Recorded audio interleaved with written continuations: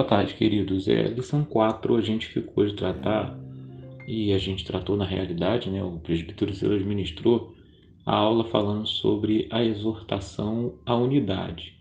Os versículos aí que vão do capítulo 1, versículo 27, até o capítulo 2, versículo 18. Aí a gente separou aí em três partes. Na primeira parte dessa lição 4, a gente fala sobre a firmeza e a coragem. Na segunda parte, sobre a humildade e a grandeza de Cristo. E na terceira e última parte, vivendo como filhos de Deus. Ok? Então, começando aí pela primeira parte, a exortação à unidade, Paulo falando sobre a firmeza e coragem, ele discorre isso no que hoje a gente tem como o capítulo 1, versículos do 27 ao 30, tá? Exortação à perseverança, ok? Firmeza e coragem. Eu vou ler o texto, diz assim: somente deveis portar-vos dignamente conforme o Evangelho de Cristo, para que quer vá e vos veja, quer esteja ausente, ouça acerca de vós que estáis no mesmo espírito, combatendo juntamente com o mesmo ânimo pela fé do Evangelho. Em nada vos espanteis dos que resistem, porque para eles, na verdade, é indício de perdição, mas para vós de salvação, e isto de Deus, porque a vós foi concedido em relação a Cristo, não somente crer nele, como também padecer por ele, tendo o mesmo combate que já em mim tendes visto e agora ouvis estar em mim. Então, um grande destaque aqui dessa primeira parte, firmeza e coragem, e desse bloco de texto que vai do 27 até o 30 do capítulo 1, Paulo faz uma exortação à perseverança, ou seja, à firmeza e coragem dos filipenses. E a grande palavra aqui, ela está no versículo 29 e o versículo, né, que finaliza essa passagem é o que dá para a gente uma boa reflexão. Por quê? Porque Paulo fala sobre o padecer. Né? Estar em Cristo e viver no Evangelho é um grande privilégio e traz uma transformação significativa para a nossa vida, trazendo graça, trazendo leveza, trazendo firmeza, estabilidade. Tudo aquilo que a gente não encontra quando está perdido, quando a gente está sem esperanças, quando a gente está vivendo uma vida sem perspectivas. E parece até contraditório quando Paulo fala que nós somos, para nós foi concedido em relação a Cristo não somente crer, né? Não somente crer nele, não somente receber as bênçãos, receber essa transformação, essa estruturação, esse renovo, essa motivação que vem de onde a gente não consegue explicar, mas que preenche toda a nossa vida. Mas Paulo destaca que também, em relação a Cristo, foi concedido para a gente o padecer. Agora, esse padecer, ele está do lado de fora, está nessa vida humana que a gente vive. Tá? Não quer dizer que a gente tem que viver padecendo por dentro. Esse padecimento é por conta dessa vida, desse mundo que é composto e funciona com mecanismos ou sistemas que ainda continuam naquele padrão perdido, naquele padrão torcido, naquele padrão doentio. Tá? Então, como nós somos renovados, transformados, Paulo está falando aqui, os filipenses, eles sofreram o benefício, né? Eles foram alcançados, pelo benefício do Evangelho, e a vida deles foi transformada e eles receberam a bênção, né, da justificação, da paz com Deus no Evangelho que eles receberam de Jesus. E eles são chamados para essa nova vida, a nova vida em que eles conseguem viver na graça e na leveza. Contudo, essa vida diverge da vida na realidade humana. Então, o padecimento são essas questões difíceis de lidar de quem continua convivendo nessa vida, convivendo com os sistemas dessa vida, convivendo com as pessoas que continuam com um padrão de mentalidade, de comportamento dessa vida, doentio, perverso, covarde, invejoso e por aí vai. Então esse padecimento, por quê? Porque há um confronto, uma contradição, né? Há uma divergência, só que a firmeza e a coragem são os pontos destacados por Paulo a essa comunidade. Olha, mantenha a firmeza e a coragem de vocês, mantenha a perseverança, continuem assim, independentemente de como as coisas funcionam ao redor. Por isso que ele diz, tendo o mesmo combate que já em mim tendes visto, e agora ouvis estar em mim, ou seja, do jeito que ele estava vivendo, do jeito que ele estava fazendo. Ok? Então essa é a primeira parte. Os filipenses são encorajados por Paulo a permanecerem firmes e corajosos, ou seja, independentemente das dificuldades que estão ao redor deles, do lado de fora, eles permaneçam vivendo aquela vida maravilhosa e debaixo da graça que o Senhor Jesus concedeu a eles por meio da fé na operação do Espírito Santo quando eles creram. Ok? Segunda parte, humildade e grandeza de Cristo. Aí a gente tem os versículos do capítulo de número 2, versículos do 1 até o 11. Tá? E Paulo vai dizer o seguinte: portanto, se há algum conforto em Cristo, se há alguma consolação de amor, se há alguma comunhão no Espírito, se há alguns entranháveis afetos e compaixões, completai o meu gozo, para que sintais o mesmo, tendo o mesmo amor, o mesmo ânimo, sentindo uma mesma coisa. Tá? Então aqui já nessa segunda parte, Paulo está falando dessa questão da igualdade para a unidade. Era importante que os filipenses permanecessem unidos no mesmo propósito. E o foco desse propósito era Jesus, né?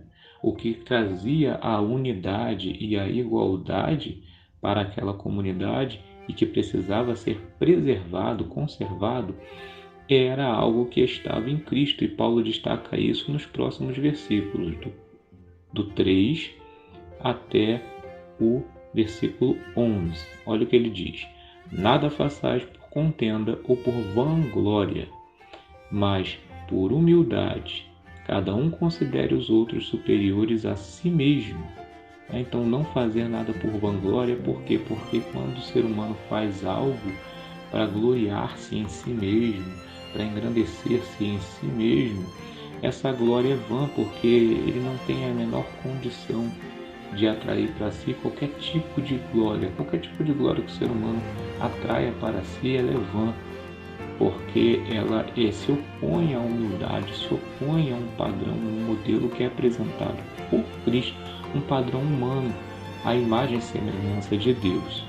Tá? Então ele põe isso em questão aqui, né, em destaque aqui, perdão, e incentiva os irmãos da comunidade de Filipos a permanecerem seguindo o exemplo de Jesus, não fazendo nada por disputa, por competição, por contenda, tendo base numa vanglória, né? Mas eles seguirem o exemplo de Jesus, o exemplo de humildade, considerando os outros superiores a si mesmo e não buscando ser superior a ninguém.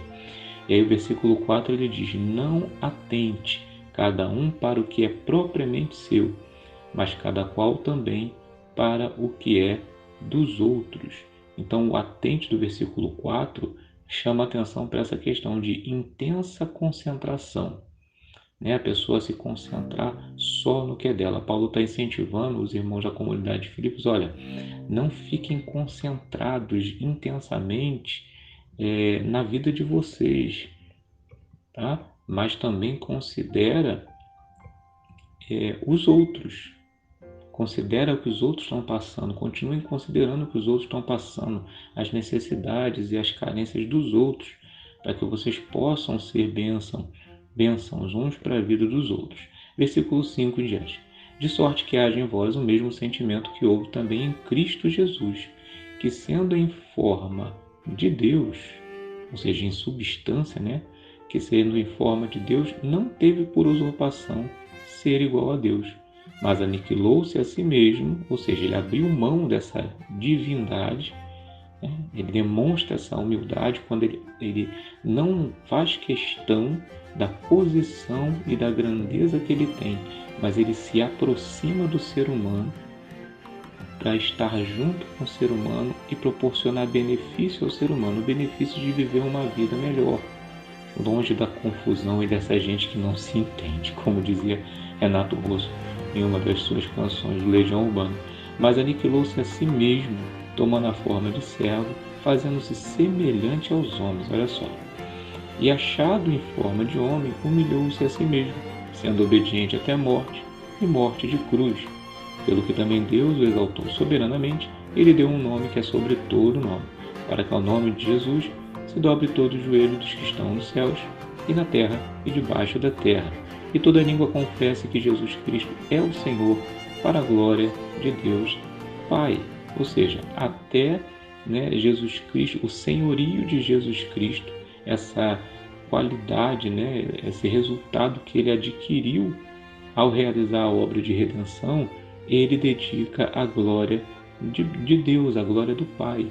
E qual é a glória do Pai? A glória do Pai é a sua criação manifestando a beleza, a bondade, a harmonia, tudo aquilo que é propósito maravilhoso dele para a existência. Tá ok? Então aí a segunda parte, humildade e grandeza vistas em Cristo, na sua obra de redenção, na forma como ele se portou, e Paulo está encorajando os irmãos a permanecerem na unidade da fé, tendo como modelo, como exemplo, a atitude e o comportamento de Cristo. Tá? E agora a última parte, que vai do capítulo 2, versículo 12 até o 18, vivendo como filhos de Deus. É o encorajamento de Paulo sobre a unidade da comunidade de Filipos, nessa quarta lição que a gente está refletindo sobre ela. Então vamos lá, versículo 12 em diante. De sorte que, meus amados, assim como sempre obedecestes, ou seja, estivestes em harmonia, não só na minha presença, mas muito agora mais na minha ausência, assim também operai. E operai aqui tem o sentido de desenvolver, né? Prosseguir, continuem progredindo nesse sentido. Operai a vossa salvação com temor e tremor, porque Deus é o que opera em vós tanto querer como efetuar segundo a sua boa vontade.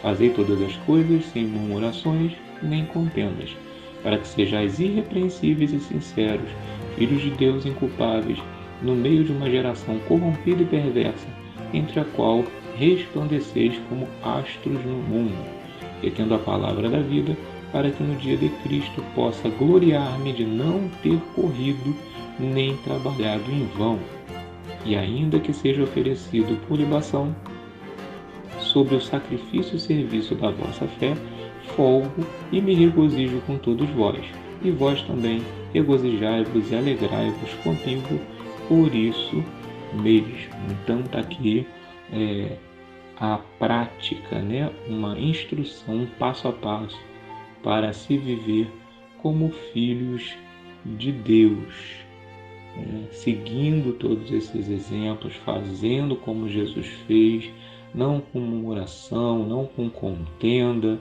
mas em harmonia com o propósito de Deus, olhando para Jesus e vendo nele todos os exemplos de mentalidade, de comportamento, de atitude, de decisões, de relações consigo mesmo, com Deus, com o próximo, com toda a criação. E o mais importante aqui é o versículo 16, retendo a palavra da vida, né? Essa palavra, essa mensagem que vem através de Jesus, não só nas falas e nos ensinamentos, mas na atitude, na prática de vida dele. É Deus falando, é a verdade sendo manifesta para que a harmonia chegue, a vida e a paz. E Paulo exorta a todos os irmãos da comunidade de Filipos a permanecerem nessa unidade de propósito de fé, tendo Jesus como exemplo, como referência, porque é Ele quem mostra na prática a vontade de Deus, que é boa, perfeita e agradável. Então aqui a gente encerra aqui o resumo dessa quarta lição aplicada pelo presbítero Silas na nossa congregação no domingo, no PEC 2021, essa segunda edição, tá ok? Próximo áudio aí que a gente vai estar passando é um resumo da quinta aula. A gente vai falar sobre o apoio e o serviço, e a gente vai falar sobre duas pessoas importantíssimas aí que estiveram com Paulo no ministério e foram citadas, a comunidade de Filipos, que foram Timóteo e Epafrodito, tá ok? Deus abençoe, a paz do Senhor e todos continuem avançando e progredindo aí no desenvolvimento da fé no Evangelho de Jesus.